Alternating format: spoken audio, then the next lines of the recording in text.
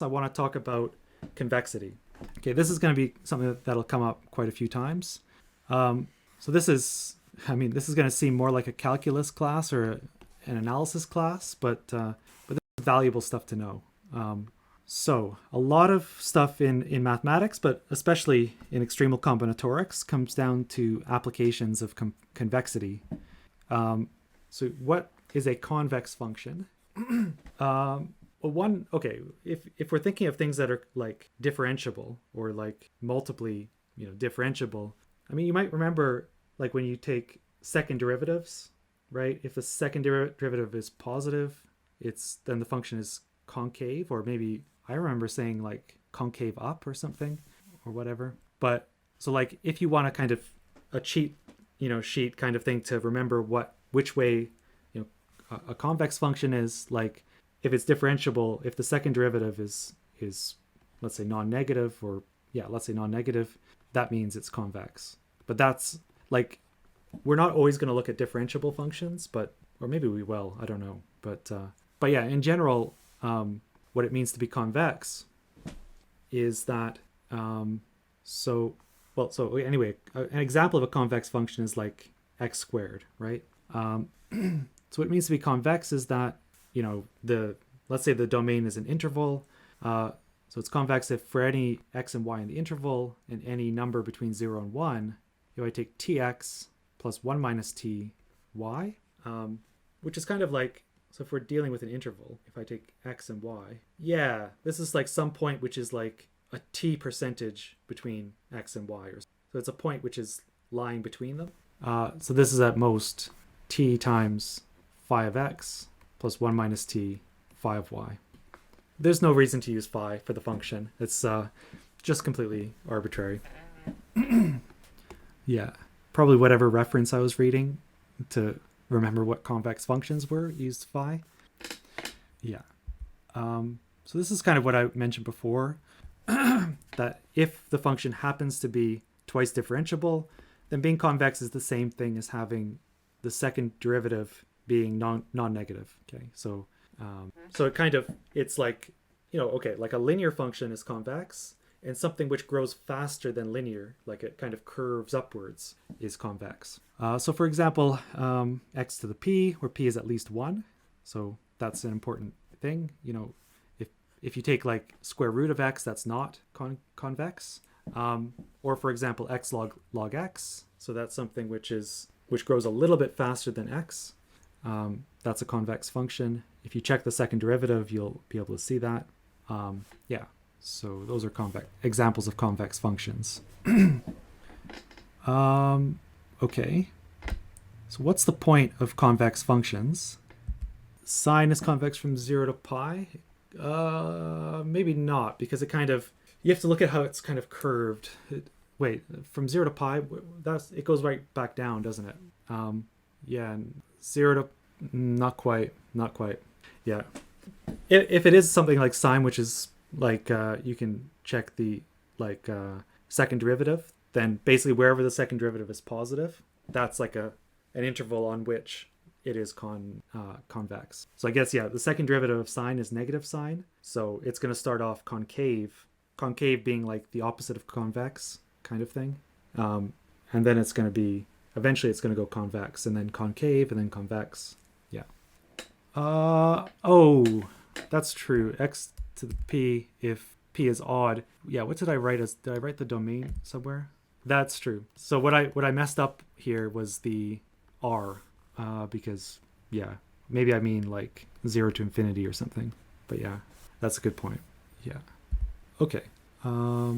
Right. So this is like the most kind of, I don't know. So this is like the most kind of standard result on convex functions. And it's really kind of valuable. So let me state it. So although I'm I've stated it in a slightly weird way. So, I've written that these a1 up to an are in 0 to infinity, but they add up to 1. So really they have to be in like 0 up to 1. That was what was confusing me. Anyway, so let phi be convex. Take z1 up to zn in the domain of y. did I say y? Phi. So that might be like an interval or even an infinite interval. So it could be the whole real line or whatever. And I take some numbers, a1 up to an, some real numbers that add up to 1. Then if I take, like if I kind of add up the product like ai, zi, I equals 1 to n, that's at most if I add up, well, and then I apply phi. That's the same as if I apply phi to the zi's and I add up the product with ai. But I mean, in some sense, this is really a generalization of something like the, well, I mean, it's kind of related to the AMGM inequality and stuff like that. It's like, but anyway, if each of these, let's say each of, you can imagine each of these, if each of these AIs was 1 over n, this is like saying phi of the average of the zi's, like just in a specific example, is at most the average of like phi of zi, if you were in the specific case where these were 1 over n. And exactly, if phi is linear, this is going to be bang on equality, because if a linear function, you can bring it inside the sum, and you can bring it inside the constant terms, constant factors. And what this is basically saying is that if the function is convex, which means it grows faster, in some sense it grows faster than linear, then the inequality goes in this direction. Yeah. Oh, this is like a kind of special case. Yeah. If it was if these ones were actually 1 over n, just like to think about the special case. But yeah, generally these AIs could be scaling the zi's by different amounts. But okay, so maybe I'll give an argument for this, and then we'll look at some key kind of applications of it, some consequences. So actually this, I mean, in some sense, this is just a generalization of the definition of convex, right? The definition of convex was like this thing with n equals 2. And now we want to show that this holds for all values of n. So we're going to do that by induction.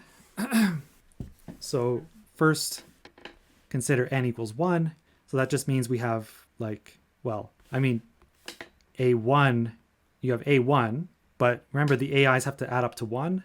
And there's only one of them, so a1 is just 1 so this is in the n equals 1 case. And then you have z1, which is just something in the domain. And what we want to prove is that phi of z1 is at most phi of z1. So it's actually equal, of course. So nothing to prove in the base case. This is the base case. Yeah, and the fact that a1 is 1 comes from the fact that the sum of the AIs has to be 1 in the hypothesis. But here we're summing from 1 to 1, right? Okay, so now we've got n at least 2. And what we want, I mean, we don't know very much about convex functions, right? All we know is the definition. So in some sense, we've got to use that. Like, remember the definition was like, so just to mess up my slides more like usual, the definition was something like, if I take two numbers and a number between 0 and 1, and I do this, then it's at most t phi of x plus 1 minus t phi of y. So that's all we know. So we've got to use that. Okay, so we do induction. So we take, basically we're going to split off the nth term of the sum from the other ones, okay? And okay, just to confuse you, so the y here is not the same as the y up here. So I define this y to be the sum of the ai times zi over 1 minus the sum of an, where the sum on the, over 1 minus an, and the sum on the top only goes up to n minus 1, okay? Which allows me to write my, the thing inside here in this convenient form. So if you just look at the first term, it is in fact equal to 1 minus an times y, because the 1 minus an's cancel. And then we've got plus an zn. And now we can just apply the definition of convexity to kind of split this. So I'm just defining, or I'm applying this thingy down here in that inequality. So I can split this up, 1 minus an times phi of y plus an phi of zn. Now if I look at what, I kind of plug in y again, and there's perhaps something that's a little bit hidden here, but so I'm also using the fact that if I add up these AIs for I from 1 to n minus 1, that is equal to 1 minus an. I think I'm using that. And right, so if so like y can be written as like y is equal to sum of ai over 1 minus an zi. So like if I was to define, let's say, bi to be, and this is from 1 up to n minus 1, like ai over 1 minus an, what I get is that the sum of the bi's is 1, because, so this is a gain from 1 up to n minus 1 because of this. Okay, so there's maybe a few steps skipped here, but just applying induction on n to this thing, it does come out as this, which is exactly the upper bound that I wanted. So this is the key thing here, is that like they're being multiplied by these zi's. So this is like all of this is inside the sum. So if I add up, like, because this depends on I, and so does that. So you can't like separate them, right? It's not, so if I take, say, sum of ai zi is not equal to like sum of ai sum of zi. Like I can't break them up like that or anything. Like they're being, so it doesn't just equal 1 because of this thing, if that makes sense. Okay. In any case, so this is a proof of Jensen's inequality, but you don't, or maybe it's Jensen's inequality, I'm not sure. But yeah, you don't need to really memorize how to prove it. The important thing is that we are going to use this in some very specific ways, like not so much in general, but some very specific inequalities. So I'm actually not going to, so in the notes there's like a derivation of this thing, but I maybe will refrain from doing that. But yeah, you get something, for example, like Holder's inequality, which I think maybe a few people have seen before, but maybe not everybody. So Holder's inequality says if you let x1 up to xn and y1 up to yn be real numbers, and you take p and q greater than 1, such that this slightly weird equality holds, 1 over p plus 1 over q is 1. So the example to have in your mind is like, well, maybe a couple of examples, like, for example, p equals 2, q equals 2, right? Yeah, it basically does boil down in that case to like the Cauchy, well, at least what I call the Cauchy-Schwarz inequality. Yeah, exactly. So this is just a generalization of that. Yeah, and if, let's say, another example to think about, p equals 3, and then q would have to be 3/2, right? If I take the reciprocals, they'll add to 1. And I don't know, if this will work for any p and q bigger than 1. But yeah, with this constraint, what you get is that the sum, so this looks completely weird, but the sum of, from I equals 1 to n, of xi times yi, absolute value, is at most the sum of I equals 1 to n, xi to the p, and then you put you take a pth root of all of that, and then you multiply that by the sum 1 up to n, yi, absolute value, to the q, and then you put a qth root around all of that. Or if you wanted, you can take like a p times q power of both sides, and then, but any form of this, which doesn't, this surely doesn't sound like it has anything to do with graph theory or combinatorics at all, but it's going to be extremely valuable. In particular, for example, what's going to be really useful for us is, well, this case, like p equals 2, q equals 2, that's going to come up a lot. And especially where we just let the yi's be equal to 1. So what happens if we do that? We plug in p and q equal to 2. We plug in 1s for the yi's. And what you get is, well, yeah, you get this. I guess in this case, I am kind of taking a power of one side. So it's, it comes from the absolute. So if I plug in y as 1, I've got the sum of the absolute values of xi. Well, why don't I just actually write the whole thing? So just rewrite this. So sum of this, yeah, squaring both sides. So this was like the original inequality, except I put p is 2 and q is 2. Oh, so and that's squared, xi squared. Although if I'm squaring things, I don't really need the absolute values on the right side anymore, but whatever. If you set y equals 1, so all the yi's equal to 1, and square both sides, you get this, right? because if I set y equal to 1 and I sum it from 1 to n, I just get n. Okay. When I'm thinking about these things, I sometimes forget which way this thing goes. If you do forget which way it goes, I think the thing to do is like plug in, well, or I also forget where the n goes, which side it's on. But if you just plug in a few values, like you try it with all the xi's equal to 1, or with x1 equals 1 and the other ones being 0, you can kind of clarify which way this goes. But anyway, let me give you, maybe, I'm not sure if I'll have time for this or not, but I'll try to give you a little bit of a flavor of how this can be applied. So let G be a graph. Okay, so for example, this is just a random choice of a graph. So graph is just a set of points with connections between them. Let's say I let X, so capital X, be the number of ways to pick 4 vertices, v1, v2, v3, v4, such that v1, v2 is an edge, and so is v1, v3, v4. Okay, so it's the number of ways to pick 4, I guess I'm saying distinct, maybe not even distinct. Let's just say 4 vertices with replacement, so it's not distinct, where all I'm saying is v1 has to be adjacent to v2, v3 has to be adjacent to v4. And now I do a different thing. I say I'm going to count how many ways are there to pick, again, v1, v2, v3, v4, but with a different condition, that I'm asking v1 to be adjacent to v2 and v2 to be adjacent to v3. So the picture looks like this. Okay, these seem, they're sort of related. They're kind of similar. But which one's bigger? Is it X? Is it Y? Or does it depend on the graph, right? I guess I should have added that last option. Nope. So I hope not. Let's see.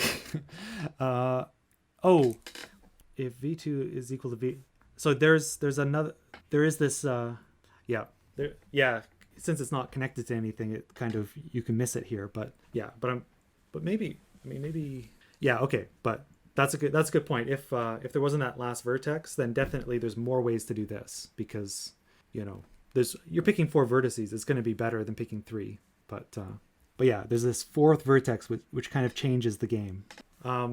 So let me give you the answer. So it doesn't depend on the graph. So for every single graph, well, I'm pretty sure that y is bigger than x. Okay, so y. Well, how many ways are there to pick, let's say, v1 and v2? Well, one way to do it is to say so ignore the squared on the outside for now.